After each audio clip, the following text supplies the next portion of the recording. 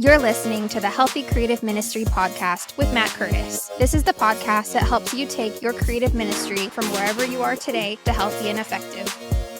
What in the world even goes into building a healthy creative ministry in your church? This week on the podcast, I am going to answer that question for you. As I have worked with a variety of churches across the country, as I have built my own creative team within the context of a church, as I have served as a designer on staff at a church, I have seen a lot of different paradigms. I've seen a lot of different models.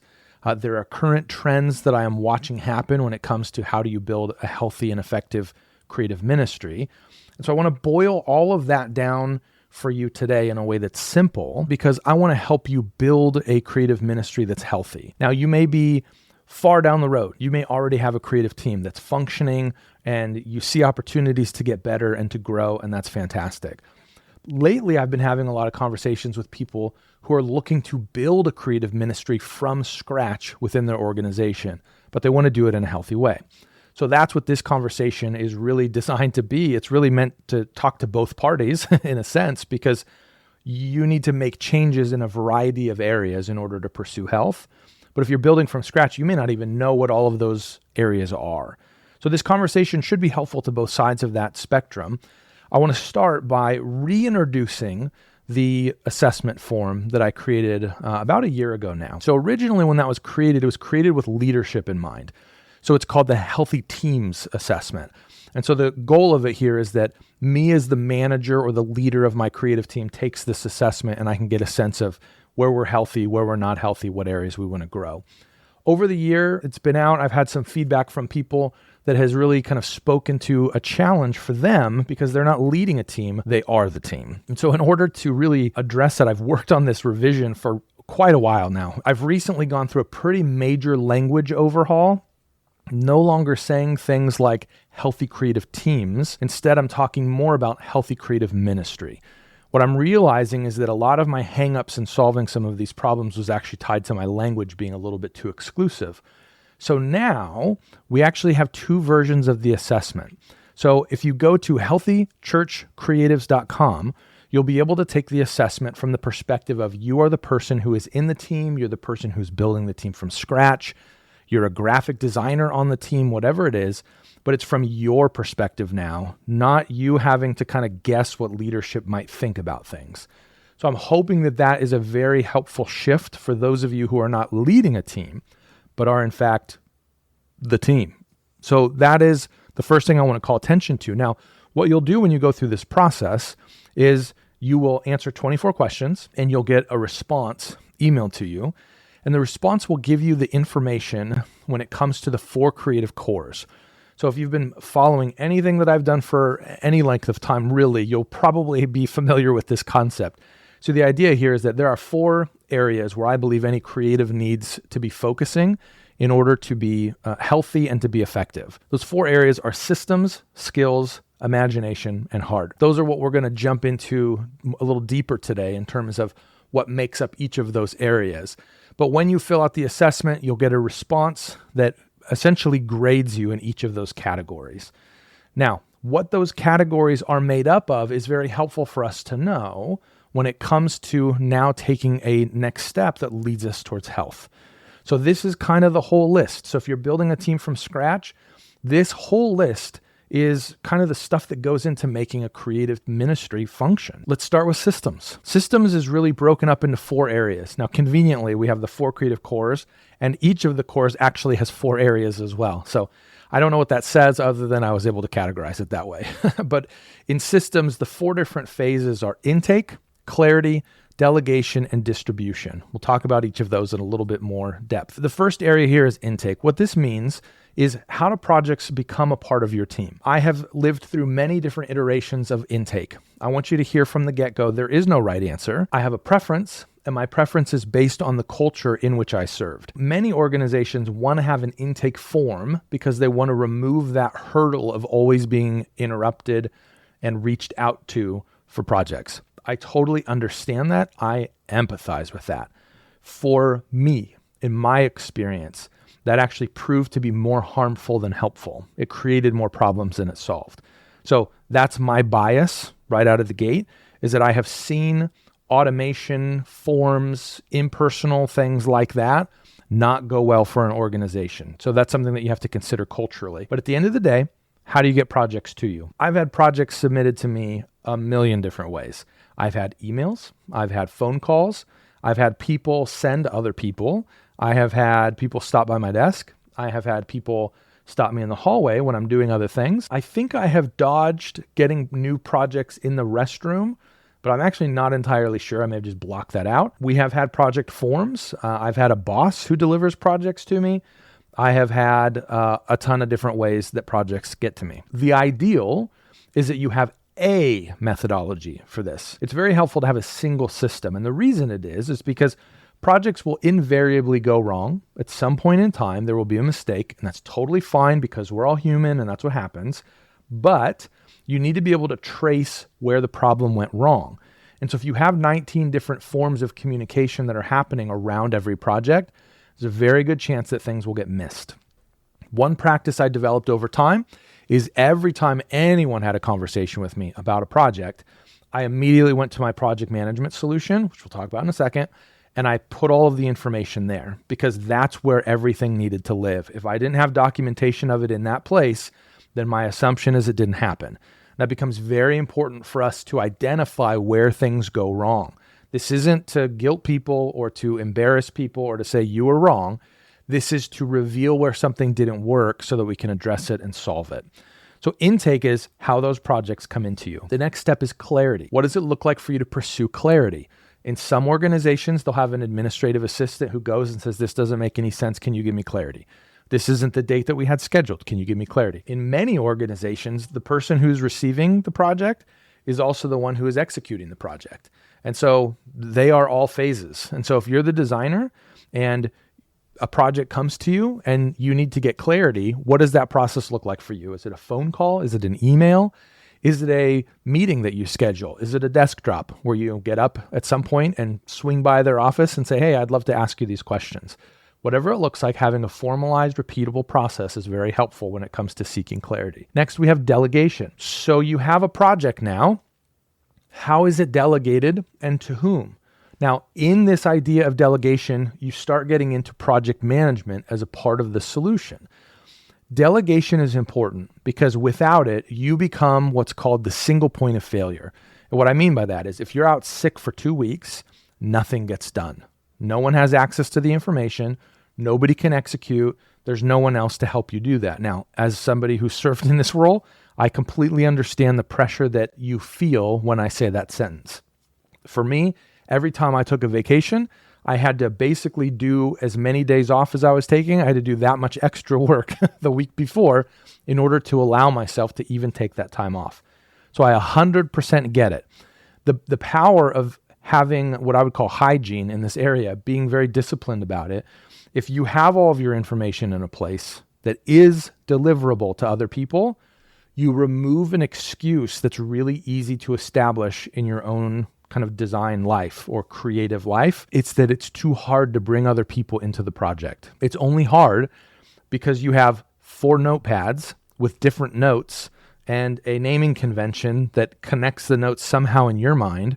Or you remember on last Thursday when you talked to so-and-so and they had a change from this other person, like you remember all of those details in your mind. That doesn't help you transfer it to anybody else. So oftentimes what happens when I have conversations about volunteers or even outsourcing, it's more work to bring them in than it is to just get it done myself. I've said that many times. And I was right. It was more work. But the reason it was more work is because I wasn't focusing intentionally on this delegation part of systems. When you focus on the potential of delegation, you can build your solutions around that potential. So if you lean into a project management tool, Asana, ClickUp, Trello, all sorts of options out there. There's a lot of great options out there. Monday, that's another one. Look into a solution that will work for the way that your mind works and the way that your brain works. I've used different ones in different organizations, and they've all had different pros and cons, but it really was dependent on what made sense to the organization. So for you, make a decision on which of those makes sense, and then begin getting into the practice of putting information in those tools. Now, when you have the opportunity to delegate, you're going to be equipped to do so. The last area of systems here is distribution. So this is really the end of the line here. Sometimes when we're delivering our final product, we deliver poorly. It's not going the way that we want it to go. It's not being delivered effectively. We're missing details. Information's wrong. We have just missed stuff altogether. We didn't post things when we needed to. So there's something broken in our distribution or our output phase when it comes to systems. Now, what I often find is that it's rarely an issue of me just forgetting to schedule a social post. I have forgotten further in the process back. So maybe the intake was broken. Maybe there wasn't clarity. Maybe somebody sent me a text message. I was working on a project where I was getting emails and almost simultaneously other revisions from the same person via text message. It became very complicated for me to navigate which is the active revision. I don't know which thing I'm supposed to be listening to most. And so that would impact the final stage here, the distribution, but the problem wasn't with distribution itself. So what these 4 areas do is they help you identify where a problem is occurring so that you can then begin tracking down the root of it. That's the key here, is that you want to use these indicators, not necessarily as like, you're terrible at delivering. Well, hold on a second. Because this project missed on the delivery side, now what? Because this project failed in delegation, now what? Where did that come from? What was the issue that was born from? So those are the 4 areas in systems that you really want to focus on. Now, if you're building from scratch, that means that you're going to want to build a solution for each of these. What does intake look like for us? Do we want to be an organization that is really going to drive hard the form and that's what people need to fill out? Maybe. I know plenty of churches where that works exceptionally well, and that's fantastic. If that works for you, great. If that doesn't work for you, great. Figure out the solution though, because formalizing what intake looks like is going to be important. Same with clarity, same with delegation, same with distribution. You want to make sure that you formalize those things and build systems that are appropriate within each of those categories, because then you can effectively measure how well you're doing. So if you've taken the assessment, you got a low score on systems, those are the 4 areas to take a look. Take stock of what you currently have in your organization, or if you're building, what you're hoping to build, and start focusing on building in each of those areas or refining in each of those areas. Next, we move into skills. Skills is really made up of 4 different components: learning, developing, outsourcing, and finding in others. So learning is what happens when we just don't have the skill. There have been plenty of times throughout my career. In fact, I would say every time I did something for the first time, I was in the learn phase. I just didn't know what I was doing. I'd never done it before. Client comes to me and says, I'm thinking back to college now. A client says, I want to print a business card. This is one of the first design projects I did for a client. I want to print a business card and, whatever design you come up with. Well, I came up with the idea of using metallic inks. I thought that would be incredible. Well, then I had to start talking to printers and say, well, how do I do this? What does this even look like? I didn't know. I was entering the phase of learning. That's one of the components of skills, developing your skills. Learn something for the first time. So if you don't know something, let's say that your organization comes to you and they say, we really want to start doing videos on TikTok. Okay, well, now you need to learn. 1, how do I shoot a video? What kind of equipment do I need? What are the tactics that seem to be effective on TikTok? What is the culture on TikTok? That's all part of learning. You want to develop your skills in that area. So learning is starting from scratch. Don't know how to do it. Now let's start knowing how to do it. The next is develop. So now you've created a few TikTok videos. Excellent work. But let's take it beyond knowing how to do it.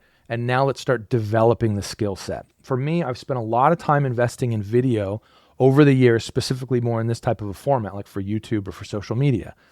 So I've learned a lot over time in terms of what works well for me, what's important for me to be successful. And on some levels, I still don't feel like I've mastered it, but like on some levels, I've learned what is it that resonates with people? What are the things that are helpful? So that's a part of now going beyond learning, and now you're moving into developing. After developing, we have this weird one that I put as outsource. It's a little bit of an odd one to interject here because you think to yourself, well, skills is about me attaining ability to do something. That's very true. However, your job in creative ministry isn't just to be the best executor of things. Your job is to get the job done. And so what I want to interject here for your mindset is This idea of outsourcing skills that you don't have. So a very practical example for me, I've done web work over the years. And you know what? I don't ever want to do web work. It's just not my sweet spot. I don't love it. I don't feel like I'm the best at it. I've helped clients even recently when they've needed it, but I will never, ever run an advertisement saying Lunchtime Heroes will help you with your website. That's just not something I would want to do. I know people that can develop a website for you, and I know people that that have built a platform. Think of the Church Co. It's a phenomenal resource.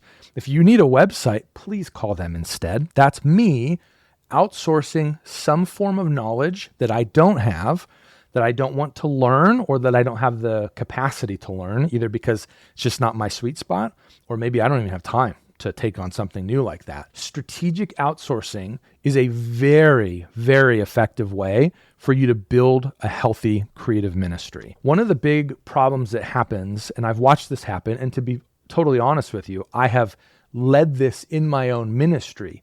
Fortunately, towards the end, we were able to course correct a little bit and not have the whole team sort of implode when I left. But I knew too much. And I say that not pridefully. I mean, I really enjoy learning how to do things. But what that did for us over time is it put too many things dependent on me. So then when I left, we didn't have people who knew how to do some of the things that I was doing. And so it took a little bit of a scramble. Honestly, it took me still being involved for a little bit, even after I left, to help navigate some of those systems that I built when truthfully, I didn't know this at the time, but I had unintentionally built a system for myself, not a system for the project to get done. And so outsourcing can actually be a fantastic way to make sure that there's healthy longevity in your team. And then the last area here is find it in others. This is really kind of wrapped into outsourcing on some levels, but hire people, bring volunteers into the conversation, or empower other people on your team. A lot of times there's this perspective that comm needs to be the group that's doing everything, or productions needs to be the group that's doing everything. I just want to challenge it a little bit. There are other people on the staff that are good at things. And so if you have somebody on your team who maybe they can make a great flyer, or maybe they can set up their event by plugging in their mic. Maybe we don't need to take on that project. That's obviously up to your discretion, but I just want to put that out there as a concept to say, when you're building out your creative ministry, when you're thinking about skills, think about it in the context of getting a group of people together for a purpose, rather than I have to be the best at all of these things so I can do all of these things. Find a good photographer. Find a web platform that saves you time and takes stuff off of your plate.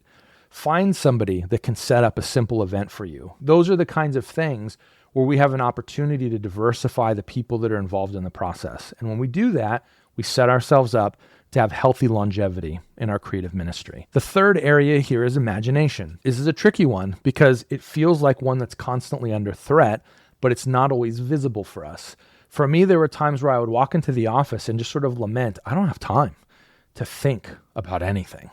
I don't have time to process new ideas or to come up with new concepts. And so it really became a problem for me because I just felt like I was going through the motions and I couldn't really contribute in a significant way. But never once did I sit down and say, I'm having trouble with my imagination. It never came to my mind. The reality is that this is a casualty of other behaviors. The areas where it's really important to focus when it comes to imagination are rest, consumption, prayer, and inspiration. We'll start with rest. I go through this more in depth in the cohort, but there are 7 different types of rest. And so pay attention to the way that you need rest and the way that you're resting. For me, there are times where just sitting back at the end of the day and watching some sports, maybe playing some video games, just kind of unwinding, that's really helpful for me. It's actually more helpful for me than going to sleep. That's because I need a different type of rest. Now, there are other times where I need sleep. And if I'm not actually sleeping, then I will have bad consequences expressed in my life, especially in the area of imagination. Pay attention to the type of rest that you need. The next one here is consumption. Be very careful about what you're consuming. For me as a business, if I consume content of other businesses that are wildly successful and it seems like everything's going perfect, I tend to get into a bad headspace. I'm guessing the same is true for you. If you're looking at people that are doing work that you like but doesn't fit in the context of your organization, that's going to be hard for you. That was hard for me as a designer. I looked at a lot of the other churches that were out there, and I felt like they were doing things from a design perspective that I wish we would do. There was a season where I believed that online ministry was a really wise next step for our organization, and our leadership did not agree with me. Well, the more I researched online ministry, the more grumpy I got, and the more it contributed to imagination problems. So what you consume is very important. If all of my ideas are born from inspiration that doesn't work in my context, it's a mess. It's just not going to work. So be careful about the things that you're consuming. This is movies. This is content that you're reading. Social media, obviously, is a big one. The music that you listen to, all those kinds of things contribute to your imagination and what you're able to create. Prayer. I think this is the most underrated tactic of all creative ministries. I just don't think that most creative ministries pray enough. I would say that most don't pray at all about the work that they're doing. They don't pray that God would help guide them as they're designing or as they're developing a plan. I just don't think that it's our go-to strategy. Usually, it's if I have time, then I'll pray about it, as opposed to before I do anything, I'll pray about it. I have found that when I am proactive about praying and bringing God into this process, asking him to guide me and to even give me inspiration when it comes to what I'm creating, I found that I produce better work. Not necessarily better in my portfolio work, but work that resonates more effectively with the group I'm trying to serve. And then finally, inspiration. Who are you going to as a source of inspiration? What pieces of content are you looking to? Where is it that you are deriving your influence as a creative? Are you looking at the largest church in America as a church of 100 and saying to yourself, I wish we could do those things? That's not a helpful source of inspiration. Think about the place that you're getting your inspiration from. I think so often we fall into the trap that we want to look at the people who are ahead of us always and have them be the thing that we're chasing and emulating. And the problem is it does a disservice to the group of people that we're serving because we aren't the same. When we are emulating, we are ignoring the group of people that we're called to serve, and we're just trying to take these things that we think look cool. So be careful about your inspiration. And so that's the final component here of imagination. And then last, let's look at heart. Heart is made up of 4 different areas that are all potentially huge. The first area here is theology. You need to be creating solutions in your creative ministry in a way that aligns with your theology. And so I'm not going to jump into the depths of that because there's a good chance that everybody who's listening has a little bit of a different bent when it comes to that. That's great. All I'm saying is have integrity with your theology. That's what I'm saying. So what we do models things about what we believe. The power of creative ministry is also a danger, and that's that we are subconsciously communicating certain things to people. And so there are plenty of times where I've designed a piece and it's about baptism, and the way that I position it matters. The way that I choose images matters because of certain elements about what we believe about baptism in terms of the church where I was serving. And that's true for you too. If you work at a church that does infant baptism, you have a different perspective than those who do believers' baptism. That they're just different perspectives. They come from theological arguments and book after book after book, and that's fine. But what I'm saying is that the way that you create solutions needs to align with your theology. The next area that goes into heart is character. Ethics. Are you ethical in the way that you do your work? Do you pursue honesty? Are you one who is, eager to take graphics that don't belong to you or take images that are copyrighted or things like that? What is it that you are valuing in the way that you do what you do? This is a component of heart, your character. How you do what you do matters. The third component of heart is perspective. One of the things I talk about all the time is this idea of mission over trade. So many of us in creative ministry come to the table caring deeply about our strategy, about our design skills, about our audio mixing, about our lighting cues. There's so many things that we care about that we sometimes forget that there's a mission that we're trying to serve with all of those skills. Don't lose sight of the fact that the mission is more important than anything. That's what we're called to serve. That's why we're in this church that we're in. So pursue the mission over your trade. And then finally, here's your attitude. Humility, patience. Those are 2 things that are really big hallmarks for me. If there's any area that can sabotage the 4 creative cores, it's heart. When you're off base in that space, in that core, it really does devastate the other areas. It doesn't matter how good you are at design or how good your skills are in general. It doesn't matter how wonderful your systems are. If heart is off, then it's going to destroy your team and it's going to breed unhealth in your organization. And so as we look at this holistic view of finding balance in the 4 creative cores, I hope that this deeper dive is helpful for you, whether you be an established ministry that's looking to make some corrective decisions, or whether you be starting from scratch and you're looking to build a ministry for the first time, a creative ministry that has never existed in your church before. I'm going to include a breakout of all of these things in the newsletter. So if you're not already subscribed, head over to lunchtimeheroes.co and sign up, and it'll be just a printable sheet so that you have a visualization of these different areas and components that make up a creative ministry. Wherever you are in the spectrum of building a team, helping a team that's not quite healthy, or protecting a team that's just doing a phenomenal job, this list of areas to focus on, this will help you make the best next step in your ministry. Thanks for listening to this episode of the Healthy Creative Ministry Podcast. This podcast is just one of the ways Lunchtime Heroes can help you build a healthy creative ministry in your church. Stay up to date on the latest by signing up for the Creative Bites email at lunchtimeheroes.co.